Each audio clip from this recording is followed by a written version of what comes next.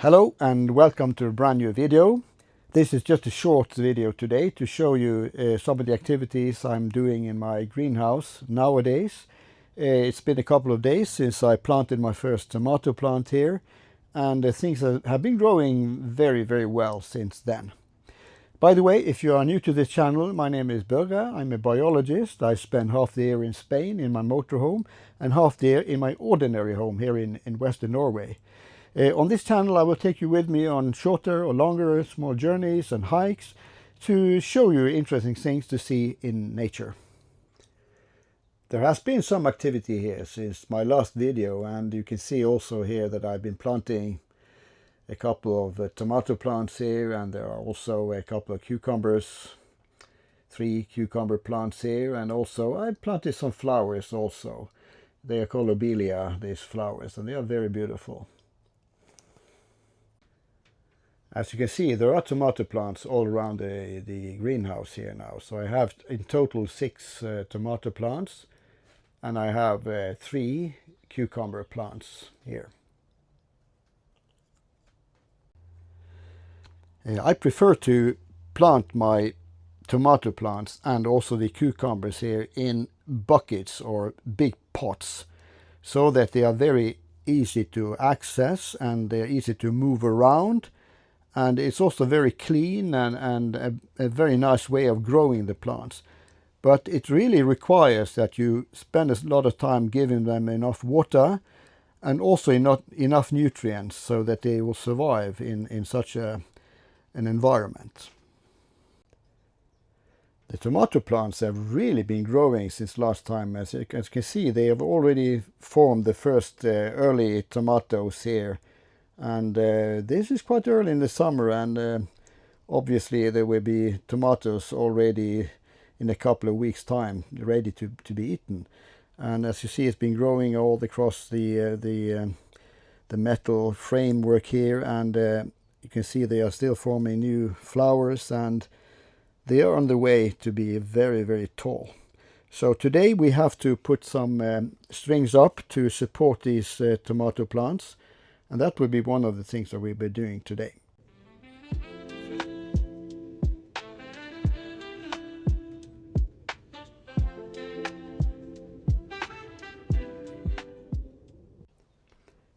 The cucumber plants have been growing much slower than the tomatoes, but they are still going strong, and they are about 20-30 centimeters tall. And they also have started forming the early cucumbers here. So in a couple of weeks I think we will have the first cucumbers ready to be eaten.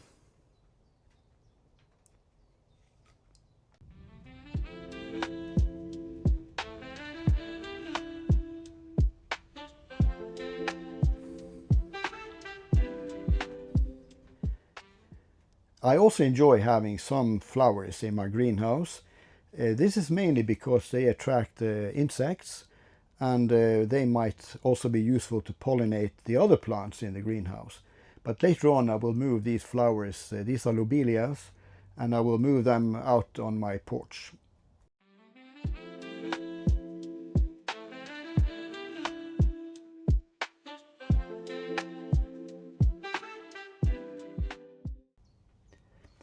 The tomato plants will always form new branches. And I prefer to take these away because they will end up like a bush if I don't remove them. So I take them away and let the plant just grow higher and higher. If these are not removed, the plant would end up like a big bush, and all the energy goes to forming these branches. And the tomato will not be that sweet and nice, so I prefer removing them.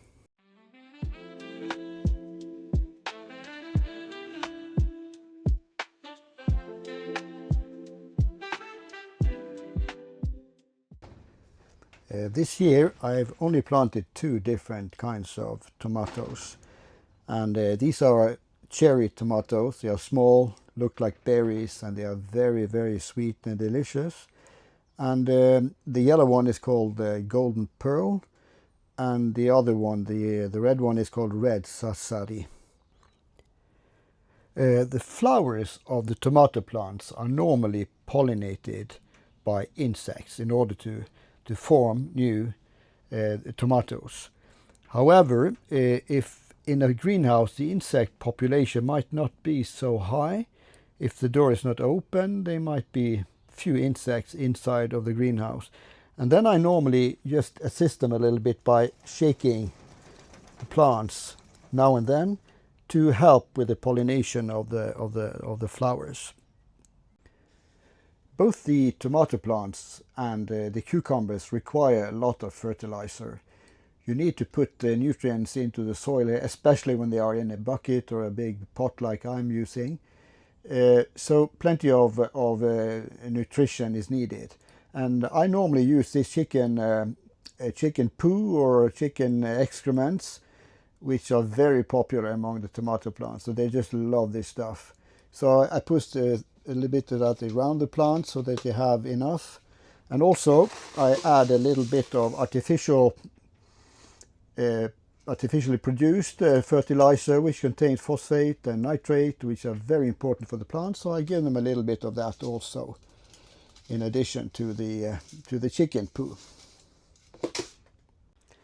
And finally, it's important to give them a lot of water, because they are really depending on this when they live in a confined environment as these buckets that I'm using.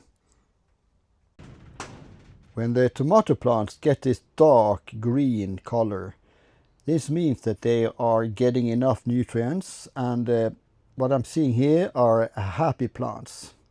However, there might always be some of the leaves that got damages. For instance, here you can see that the tips of these leaves are being burnt a little. And just as humans, tomato plants also might get sunburned. The next thing I will be doing today is to tie up the tomato plants with some string so that they are well supported. Because when they get too tall, they will eventually having problems staying without breaking. So I really have to tie them up a little bit now and help them and support them so that they can manage to grow even taller as they are. I will be using a string like this to support the tomato plants. This is something you can buy in an ordinary shop, and they last for a long time and give a good support for the plants when it's in place. I will start by tying up this rope on the roof here, and that will be 3 levels of these strings. And I have the first one in this level, and then there will be another one on the second level here, and finally one at the top of the greenhouse. So there are 3 levels of string here to assist these plants and support them when they grow.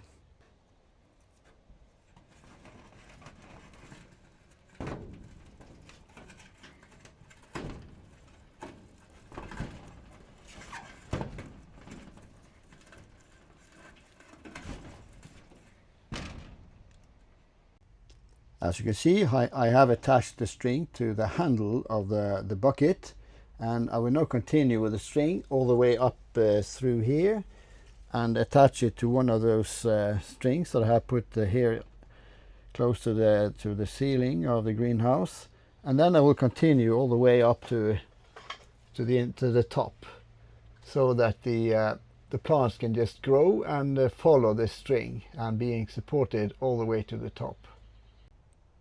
And when the plants continue growing, I will always make sure that it is connected to this string and supported all the way up, and it goes to the first crossing here with the other string, and then continues to the second one, and finally all the way to the top. So there's plenty of distance to grow here for the tomato plants. Finally, you will see how the system works here, where these strings are connected all the way to each tomato plant, and each one of them is well now supported by these strings, and you can see how they can now grow and continue to grow and be taller and taller as time goes by in the greenhouse. The final thing I will be doing today is to install the irrigation system in my little greenhouse. And in my case, it's a very simple solution. I'm using one of these hoses, you can see here, which is a special hose with water will be leaking through this when it comes under pressure here. So it's like sweating out the water through holes in the hose. And this is something you can buy all over the place, and it's a very cheap and effective solution to the irrigation problem in the greenhouse. I'm putting this hose between all the tomato plants here so that they are in close proximity to the water hose. And finally I will connect the water hose to the hose that is attaching it to the outside water source.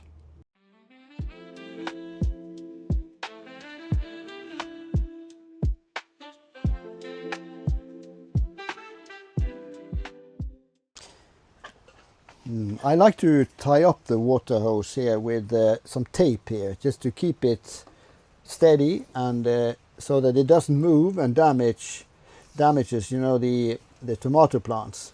So it's good support for the hose here.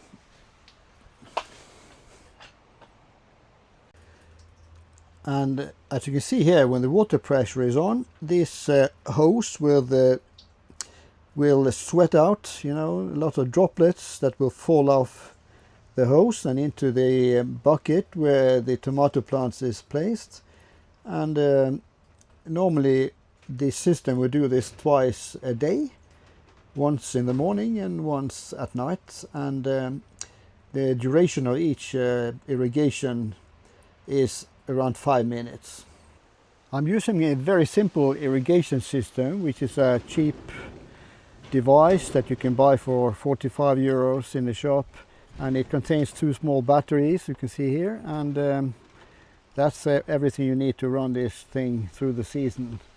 And there is a cover here that you can put on, and you can also put in the frequency. I normally set it for 12 hours, means that it will start the irrigation every 12 hours. And once in the morning and once at night. And the other one is the run time, where you can put it up to 5 minutes, I think, and 10 minutes to 15 minutes. By I think that early in the season it's okay to use 5 minutes. So that's how this works, and it's very efficient, and it works all the time. Ventilation is very important when you have a greenhouse like this, and in this case there is a very simple mechanical solution. I think the cylinder that you're seeing here is filled up with a liquid, and when it gets hotter this liquid extends, grows, and that means that it opens up the hatch, and when it's colder the liquid will contract and the hatch will close. So it's a very simple and mechanical solution. I think it's around 18 degrees Celsius when it starts opening, and if it's lower than 18 degrees, we'll just close again.